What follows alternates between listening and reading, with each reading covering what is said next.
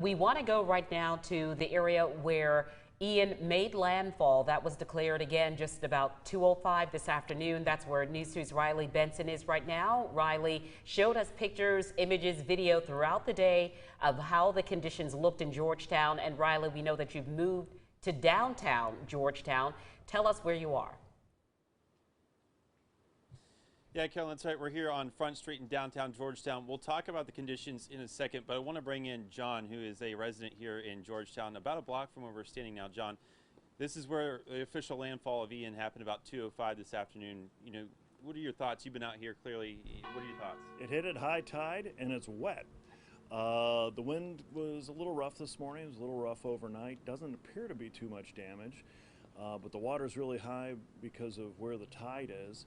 And the good news is, thankfully, high tide was around 1:11 here, so hopefully with the tide going out, that means the water is going to go out because we have a few more hours of this rain. I know in my backyard, it's a bit of a pond right now, but no danger to my house or anyone around. That's the good news.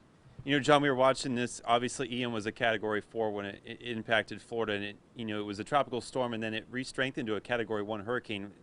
How concerned were you? I know you said you were out of state and came back to prepare for it. We wanted to be here.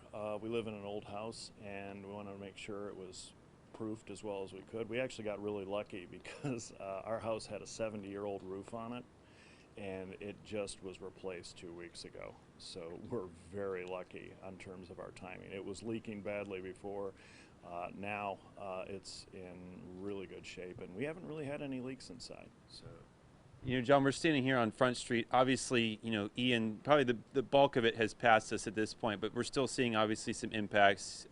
Any recommendations, advice for people who might want to start getting out and looking at some of the effects like the water?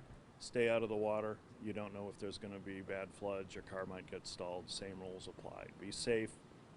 Don't go into deep water expecting you're going to be able to get out. You might not be able to. Probably best to just stick close to home until conditions improve. Should be this evening based on what we're seeing. All right, thank you so much, John. We're going to let you try to dry off a bit. I'm going to go dry off. Thanks, guys. Thank you so much, John. Take care. Just quickly, we want to show you, you can see there's a lot of water, trash can right here in the middle of the road. This is kind of the issues that Josh and Rob have been talking about. Other than that, in Georgetown, really we're just dealing with this water here right now. Doesn't appear to be a lot of damage. We'll check back in with you here shortly, but wanted to give you a quick look at what we're seeing here in downtown Georgetown. This is Front Street. This has been closed for a couple hours.